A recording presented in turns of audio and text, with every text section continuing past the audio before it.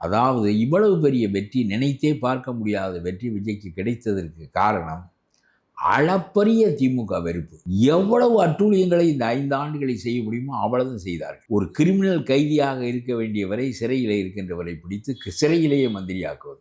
உலகத்திலே எந்த ஜனநாயக நாட்டிலும் ஒரு கிரிமினல் கைதியை மந்திரியாக ஆக்கியதில்லை. செந்தில் பாலாஜி இவர்கள் ஆக்கியது போல. கவர்னர் சொல்கிறார், எப்படி சிறைக்கு வந்து நான் பதவி பிரமாணம் செய்ய முடியும், சிறையில் இருக்கின்ற கைதிக்கு எப்படி பதவி பிரமாணம் செய்ய முடியும் என்று கேட்டால், நீ வராவிட்டாலும் நான் அவரை மந்திரியாக ஆக்குவேன், அவரை மாண்புமிகு மந்திரியாக. சிறை கைதிகளெல்லாம் மந்திரிகளாக ஆக்கப்படுகின்ற கொடுமைகள், இந்த அசிங்கங்களெல்லாம் மம்தா பானர்ஜியினுடைய ஆட்சியில் நடந்த கொடுமைகளும், ஸ்டாலினுடைய ஆட்சியில் நடந்த கொடுமைகளும் சட்டத்தையே கிழித்தெடுக்கின்றவை. நாங்கள் பணம் வைத்திருக்கிறோம், வாக்கு பெறுவோம், எங்களுக்கு ஒரு நிலையான வாக்கு வங்கி இருக்கிறது, அதற்கு பிறகு பணம் விளையாடும், ஒரு வாக்குக்கு 5000 கொடுப்போம். செந்தில் பாலாஜி வெற்றி பெறாரே, ஆக எது வேண்டுமானாலும் செய்வோம், இந்த ஆட்சியை பெறுவோம் என்று நினைக்கின்ற அந்த திமிரான பாங்குக்கு எதிராக இந்த மக்கள் அளித்த வாக்கு.